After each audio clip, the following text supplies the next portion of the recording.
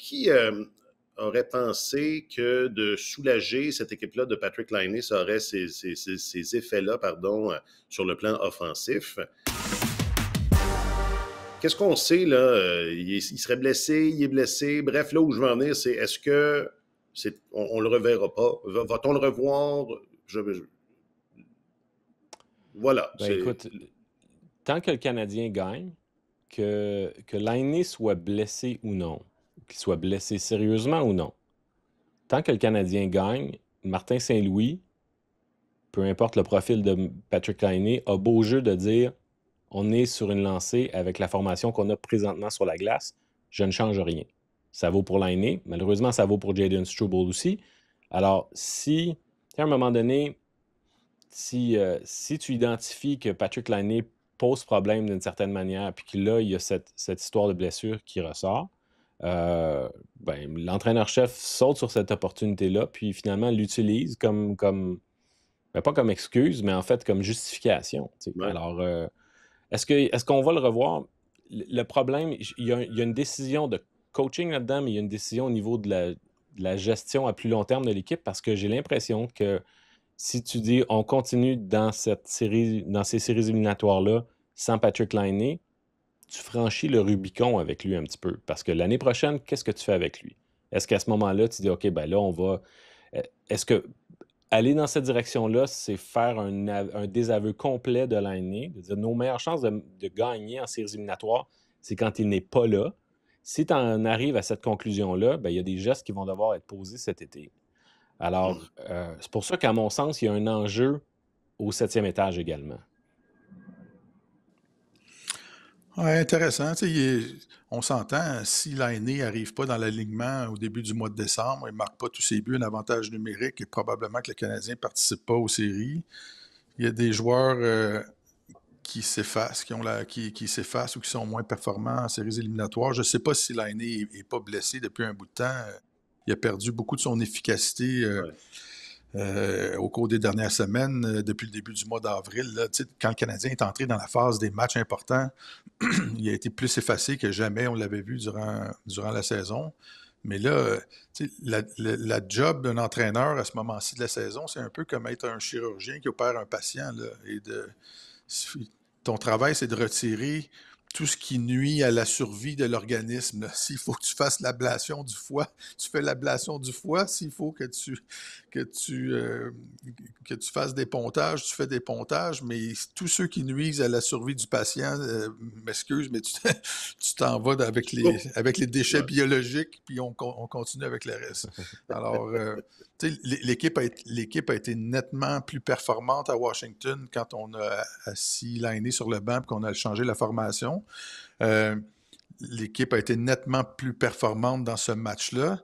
Le Canadien, en passant, vient de remporter 4 périodes de suite dans cette série-là et dominer 4 périodes consécutives. C'est un gros changement de momentum, ça aussi. Alors là, tu peux pas arriver et dire, OK, finalement, on va revenir avec la situation qu'on avait quand ça allait mal.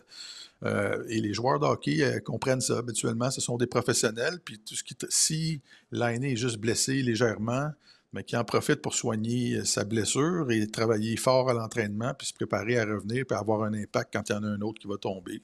C'est juste comme ça que ça fonctionne.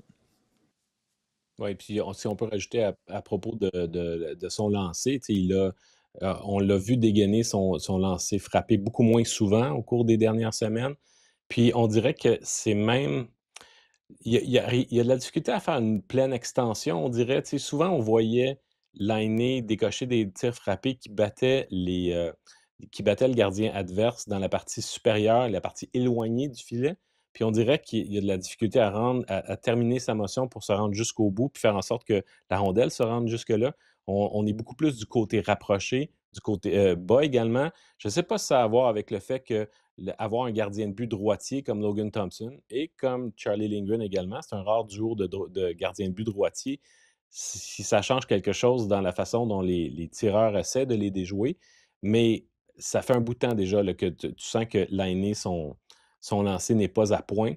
Puis, l'autre élément par rapport à ça, c'est qu'au niveau de la cadence de jeu à 5 contre 5, il tirait un peu vers le bas, parce que même là, il s'est annoncé que c'est une blessure au haut du corps, selon le Canadien, qui fait en sorte qu'il fait l'objet d'une évaluation quotidienne.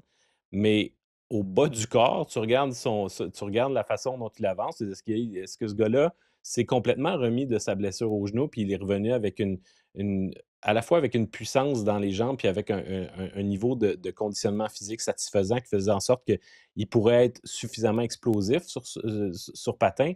Chose certaine, son explosion n'est pas là, puis sa cadence de jeu a tiré son trio vers le bas. Puis là, il a suffi qu'il soit remplacé par Jake Evans hier. On l'avait vu évidemment en troisième période également dans le match précédent. Mais tu sais, Alex Newhook a semblé beaucoup plus à l'aise dans son jeu. Ivan Demidov, c'était le jour et la nuit.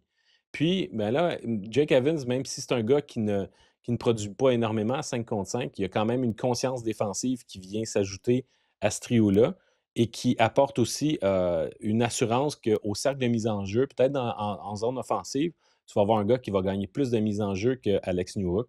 Donc, je trouve que le Canadien n'est pas du tout perdant au change à 5 contre 5 de remplacer Laine par Evans. Là.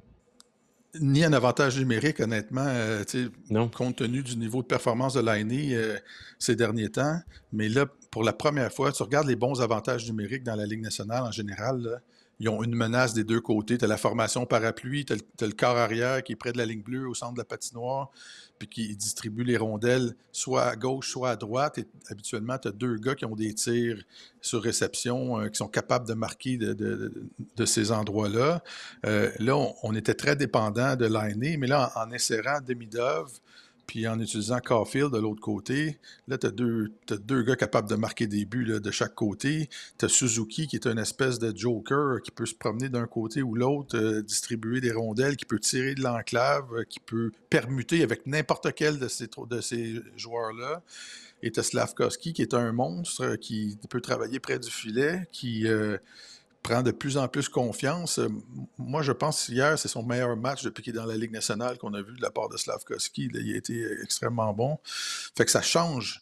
Ça rend l'insertion de Demidov comme tireur sur le flanc droit rend l'avantage numérique beaucoup plus menaçant, beaucoup plus imprévisible. Et c'est ce qui tuait, je pense, le Canadien depuis plusieurs semaines, c'est qu'on était devenu dépendant de Laine et qu'on n'utilisait plus beaucoup Caulfield sur cette unité-là.